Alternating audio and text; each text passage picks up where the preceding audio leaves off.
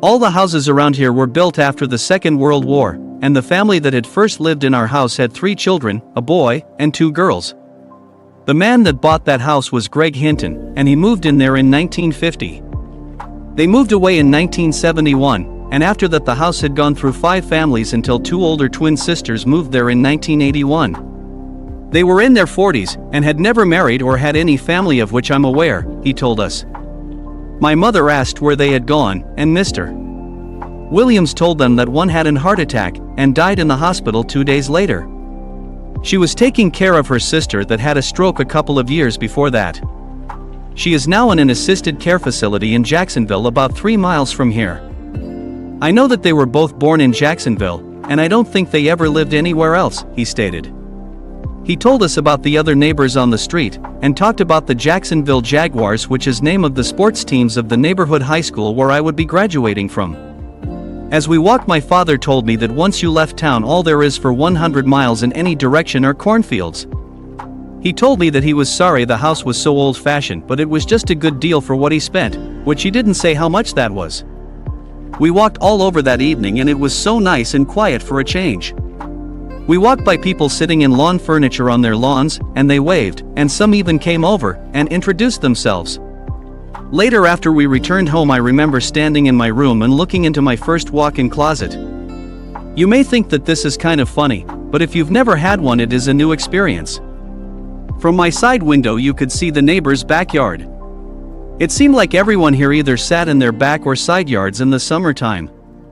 I was so happy that my dad had finally bought a house, and I was quickly falling in love with the lack of humanity, the space, and the new old house.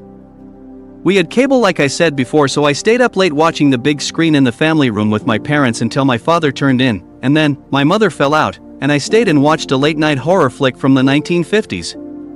It was one of my favorites, as I just loved the science fiction movies from that era. It was The Invasion of the Body Snatchers, and I could tell that our house was better than all the other houses in the movie. I finally went to bed a little after 12 a.m. I laid there on the new mattress with my head sinking into the new pillows, imagining of being King James. I didn't fall asleep right away. It was so quiet. You could hear the faint hum of the air conditioner. The house was built before HVAC units were built into houses, so we each had our own in-room air conditioning. They were new ones that went along the wall for about 3 feet, and was up close to the ceiling. My dad had them put in special, and they work really good. Maybe that was why I didn't fall asleep right away, as I wasn't used to the quiet. Finally I drifted off, and woke up later in the night. I laid there in the dark. I knew it was early, because our house faced to the south, so the light would come in my window. I had curtains, but you could still see the light seeping in after the sun came up. I woke up later in almost total darkness, and the silenced night had invaded my room. I reached over to the nightstand to turn on the light so I could get up and go to the bathroom, and when I turned to the side, I saw a strange girl standing over my bed, jerking me awake. A trembling hand turned on the light, but there was no one there. The look on her face scared me and left a hard knot in my stomach.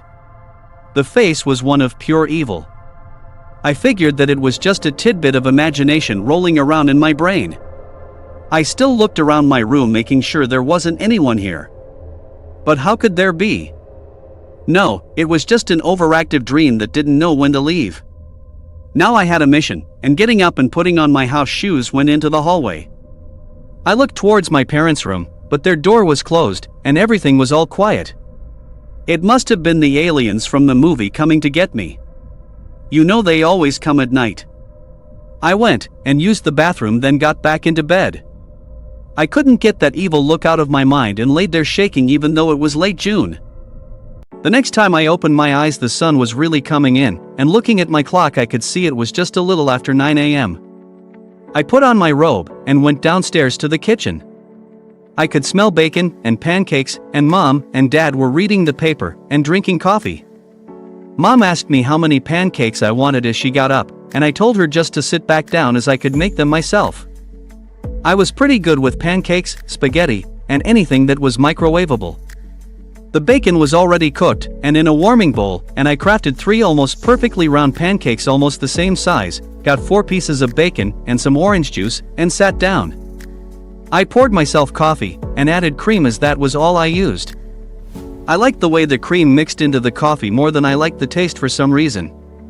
After I had made inroads into the pancakes, and making half the bacon disappear, I asked my dad what he was reading. Well, he said, "I don't know if I should buy me a new car, buy one for your mother, or buy one for you." He said that I'd be going to college prep in a few months, and I'd need one then. Of course, your mother's SUV is only 2 years old, but after she finishes her contract she is going to get another job as a homemaker. He smiled at her, and took her hand, and I could see her smiling back at him. They were still in love after all this time, and as old as they were. That means she would be quitting work, and now that my father was writing all the time they would have a lot more time together. Sometimes they made me glad they were my parents. They didn't have any bad habits, and never argued or yelled at each other. My dad handed me a letter, and he said, "Check this out." I wiped my hands and mouth with a napkin, and picked up the letter. I could see that it was from his publishing agent saying congratulations, as they just sold the second book in the series, and forwarded in advance for that book, and a royalty from the first book in his series.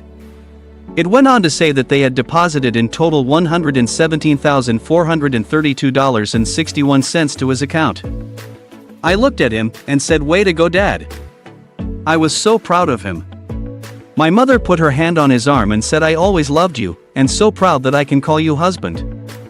Dad's smile was from ear to ear, and rightly so. All that time he had struggled, and he finally made his dream a reality. It was great, and how can I put into words how proud I was of him? What say we drive into Springfield, and go to Ken's Steakhouse, and then see a movie as a family, he offered. I was all for that idea, and he asked me what I had planned for today. I told him that I wanted to check out some more colleges in the area on my computer. He said that was okay, but him and my mother was going to go car shopping. I finished my breakfast and headed back to my room.